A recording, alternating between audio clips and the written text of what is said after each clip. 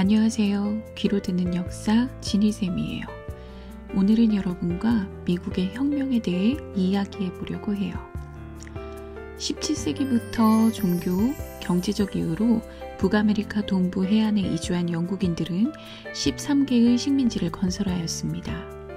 식민지인들은 처음에는 본국의 간섭 없이 자치를 누렸지만 프랑스와의 7년 전쟁으로 재정이 어려워진 영국 정부는 식민지에 인지세, 차세 등을 부과하였죠.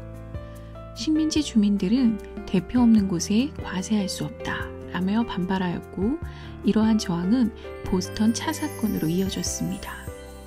영국 정부가 보스턴항을 봉쇄하고 탄압하자 식민지 대표들은 대륙회의를 열어 영국에 맞서기로 결의하였습니다. 영국군과 식민지 민병대 사이에 충돌이 일어나 전쟁이 시작되었습니다. 식민지 대표들은 다시 대륙회의를 열어 워싱턴을 총사령관으로 임명하고 독립선언문을 발표하였죠. 미국의 독립선언문은 민주주의 원칙이 반영된 대표적인 문서입니다. 모든 인간은 평등하게 창조되었으며 그 누구에게도 넘겨줄 수 없는 권리를 신으로부터 부여받았다. 그 중에는 생명, 자유, 그리고 행복 추구의 권리가 있다. 이 권리를 확보하기 위해 인류는 정부를 조직하였으며, 이러한 정부의 정당한 권력은 국민의 동의에서 나오는 것이다.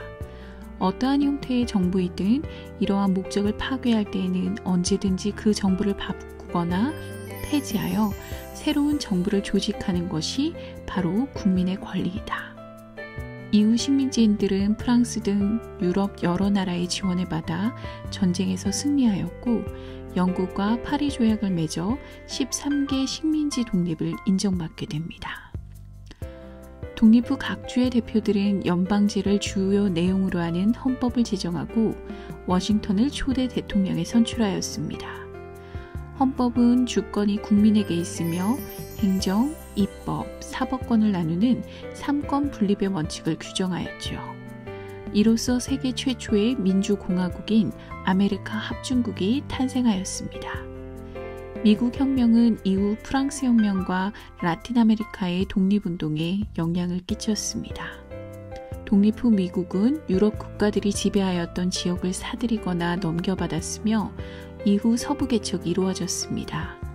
이 과정에서 원주민이 거주지에서 쫓겨나거나 희생되기도 하였습니다. 대표적인 것이 체로키족의 강제 이주를 들 수 있죠. 1830년에 제정된 인디언 이주법에 따라 체로키족은 인디언 특별보호구역으로 강제 이주되기도 하였습니다. 또한 멕시코와 전쟁을 벌여 캘리포니아 등 서쪽 지역을 확보함으로써 태평양 연안 지역까지 영토를 확장하게 되었습니다. 한편 캘리포니아에서 금광이 개발되면서 많은 사람들이 서부로 몰려들기도 하였죠. 19세기 중반 미국은 산업혁명이 전개되어 경제가 발전하였습니다. 그러나 이 과정에서 남부와 북부의 경제적 차이로 갈등이 나타났습니다. 농장 경영이 발달한 남부는 면화와 담배를 재배하여 영국에 수출하였기 때문에 자유무역과 노예제를 옹호하였습니다. 반면 상공업이 발달한 북부는 공장에서 상품을 생산하여 영국과 경쟁해야 했기에 보호무역과 노예제 확대 반대를 주장하였죠. 이러한 상황에서 북부의 링컨이 대통령으로 선출되자 남부 7개의 주가 연방을 탈퇴하면서 남북전쟁이 시작되었습니다.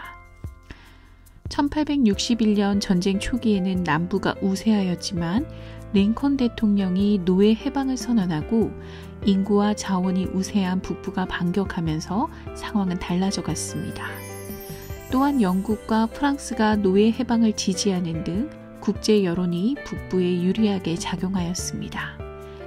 마침내 북부가 게티스버그 전투를 계기로 승리하여 전쟁은 끝이 납니다.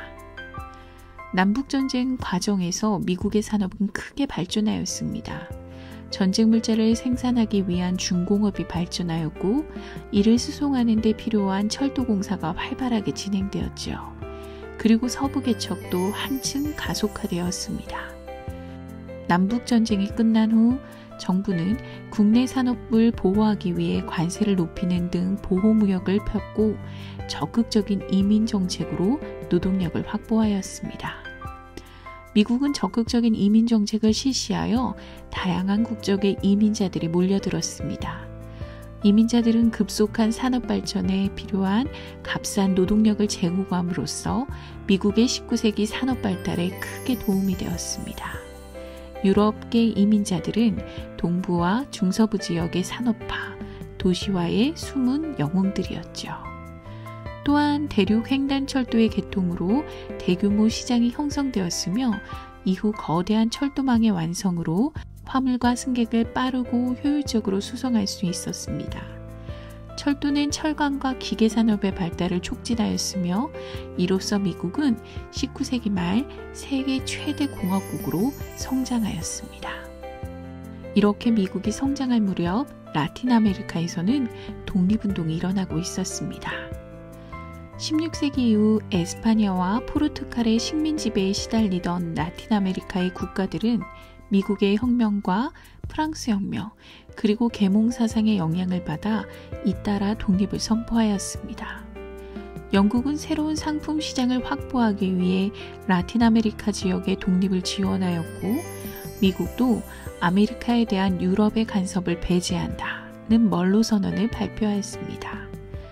1824년 미국의 멀로 대통령은 아메리카 대륙에 대한 유럽의 간섭이나 식민지 건설을 허용하지 않겠다고 선언한 것입니다. 이러한 상황에 힘입어 라틴 아메리카 지역의 독립운동은 가속화되었습니다. 가장 먼저 아이티가 프랑스로부터 독립하여 1804년 공화국을 세웠습니다. 이후 전개된 라틴 아메리카 지역의 독립운동에서 크리오요가 주도적인 역할을 하였습니다. 크리오요는 라틴 아메리카에서 태어난 에스파냐의 후손으로 본국의 차별에 맞서 독립운동을 주도하였던 대표적인 계층입니다. 특히 볼리바르는 군대를 이끌고 에스파냐에 맞서 라틴 아메리카의 독립을 위해 싸웠고, 그 결과 베네수엘라, 콜롬비아, 볼리비아 등이 독립을 이루었죠. 그래서 볼리바르에게는 라틴 아메리카의 해방자라는 별명이 붙여지기도 합니다. 그는 라틴 아메리카를 하나의 공화국으로 세우려 하였지만 각국이 대립하고 이해관계가 얽혀 있었기 때문에 목표를 이루지는 못하였습니다. 한편 멕시코에서는 히달고 신부 등이 지속적인 독립투쟁을 전개하여 에스파냐로부터 독립하였고 공화정이 실시되었습니다. 브라질에서는 포르투갈 왕의 아들이 독립을 선언한 후 헌법이 제정되고 의회가 구성되기도 하였죠. 브라질을 제외한 라틴 아메리카 각국은 독립 후 공화국을 선포하고 헌법을 제정하였습니다. 하지만 곧바로 국민국가로 발전하지는 못하였지요. 그 이유는 라틴 아메리카의 각 정부는 독립과 내란에 따른 군사비를 영국, 미국 등으로부터 지원받았기 때문에 이들 국가의 간섭을 심하게 받았습니다. 또한 라틴 아메리카에서는 백인, 원주민, 그리고 다양한 혼혈인이 섞여 살았기 때문에 국민의식이 형성되기 어려웠습니다. 독립 이후 각국에서 크리오요가 군부를 형성한 카우디오로 성장하였으며 무력으로 정권을 장악하고 독재를 실시하기도 하였습니다. 또한 독립 후 브라질은 커피, 멕시코는 사탕수수, 아르헨티나는 밀 등을 집중적으로 재배하여 미국과 영국에 수출하는 해외 의존적인 경제 구조를 이루고 있었기 때문입니다. 이에 라틴 아메리카에서 국민국가 형성이 늦게 되죠.